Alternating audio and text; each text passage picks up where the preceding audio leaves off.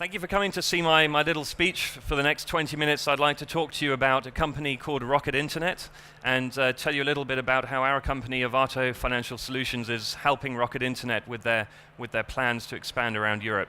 I just have a question for the audience before I start, which is how many people actually know who Rocket Internet is? Who's heard of them? Okay, so it's about half the audience. How many of you have heard of Arvato? And the Arvato guys, don't put your hands up, please. Oh, not so many. Okay, so I need to talk a little bit about Arvato too. What I'm going to do is to give you an introduction to Rocket Internet first, tell you a little bit about them, talk a little bit about their fintechs, which is the focus of my presentation today, and then tell you about how Arvato is supporting those fintechs around Europe. So I'm going to start with a chart just to show you Rocket Internet. So half of you have heard of Rocket Internet, so you'll know a little bit about them. They're becoming more well known because they're now a listed company, but there's a lot of brands behind Rocket Internet that are very well known actually. I think the most well known one probably in Sweden as well would be Zalando. And Zalando being one of the startups which is an emulation of the Zappos business in the USA. Zalando obviously has been very successful, is now a separate company, it's no longer part of Rocket Internet. But there are lots of other businesses of this nature, like Dafiti, which is a Latin American brand selling fashion and e-commerce there. Nemshi, which is a Middle Eastern brand. So the focus of Rocket Internet really is to take American e-commerce ideas, high-tech companies, give them a new geographical focus, and build them up in Europe, in Africa, in Latin America, in the Middle East. And that's really the strategy of Rocket Internet. And they grow very, very quickly in these markets, and then look to dispose of their investments at a later stage or make them profitable a few years down the line.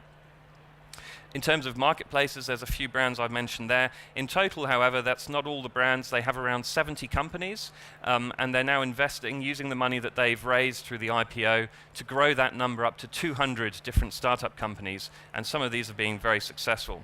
So what I'm going to focus on today is the fintech group of companies, and specifically Lendico. And Lendico is a peer-to-peer lender.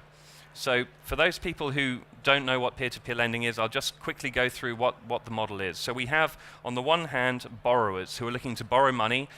They could be asking for money to renovate their house or to buy a new car, and they're looking to get it maybe at a lower cost than they can get it from a traditional bank.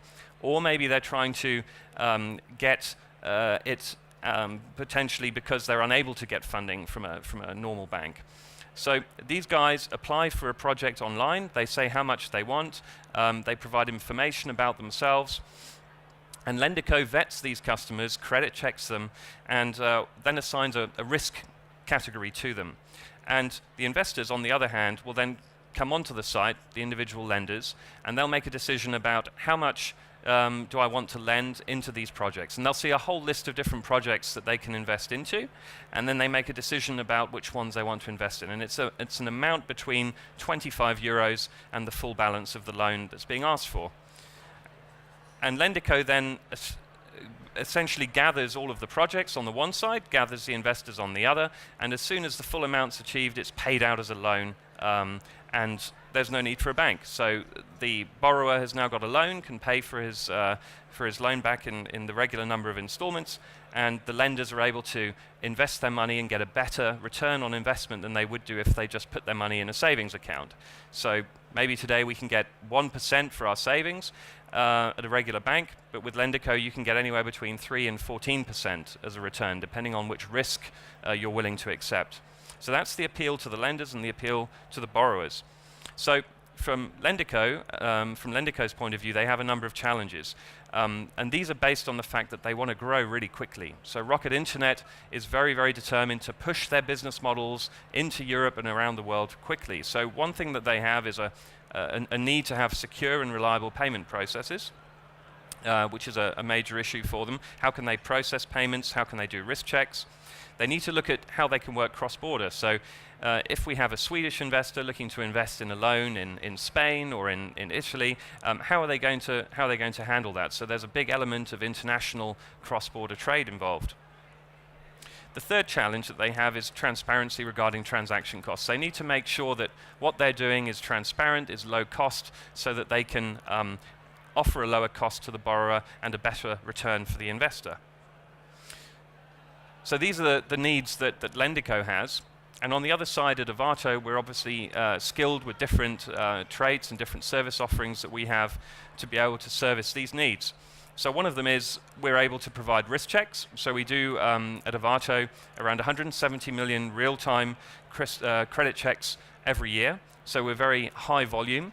We're also able to offer international collections and different services in 14 different countries.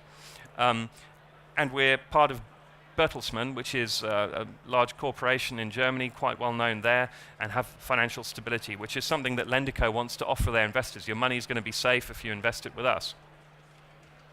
And the result of that is that we built a solution for Lendico that allows them to do risk checks at the front to assess how good the borrowers are, what risk category they should be put into, enhance cash positions, make sure that we run their dunning processes internally, send out reminders, get people to make their payments on time, and we're able also to purchase debts at a certain stage directly from Lendico, and overall then accelerate their growth. And so we can see now that they'll be launching into Sweden in the second quarter of this year. And they've already become very successful in Germany and in the Netherlands and in Austria. And we've been able to enable that process for them. Just a quick word about Bertelsmann. Who are we? What do we do? So I think maybe some people would not know the scope of Bertelsmann. So we have actually 5 major brands that we're involved in. RTL is one of the biggest television groups in Europe.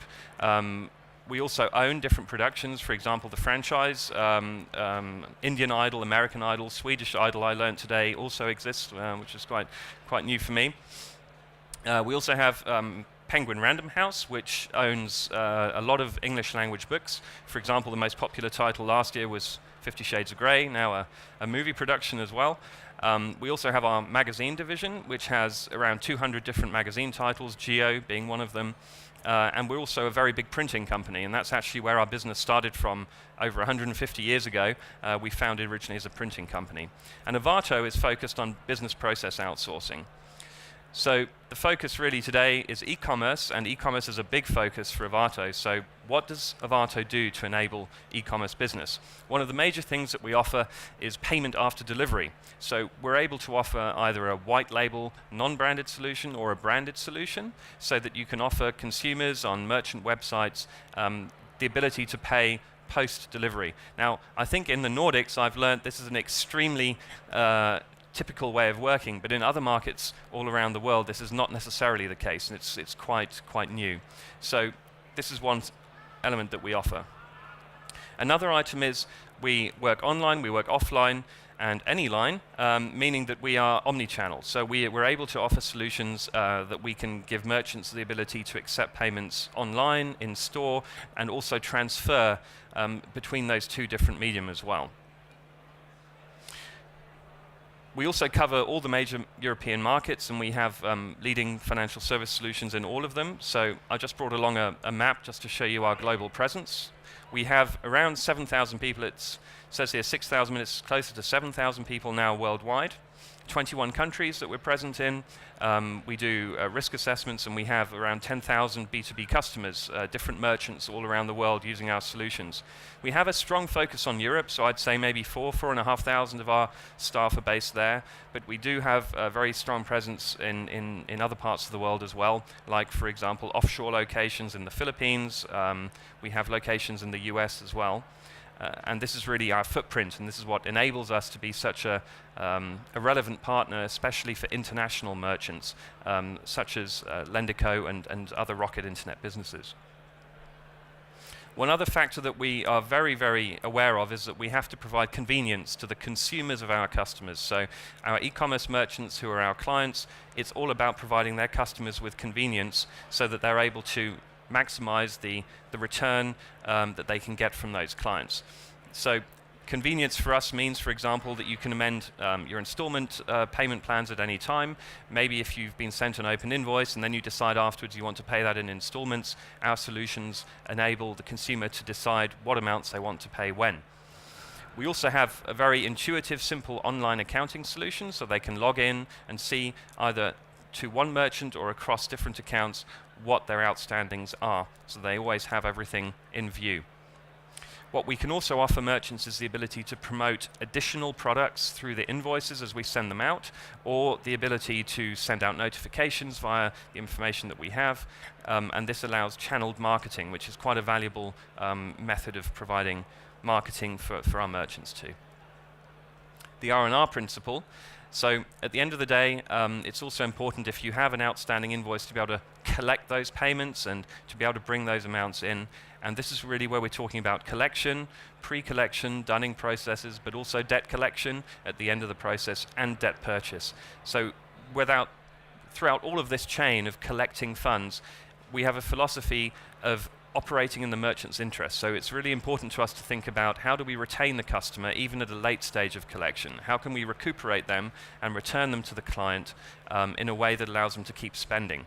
And this is something that we have as a strong focus. So this means customer-friendly processes at the back end as well. Ultimately, this stage of what we do is always about returning liquidity to the business, either by purchasing the debt at an early stage, returning the funds straight to the business, purchasing invoices immediately, or with older debts, simply being able to get those off the balance sheet. So, that was my little presentation. I hope I haven't been too quick. And does anybody have any questions? No questions. Thank you, William. Thank you very much. Okay.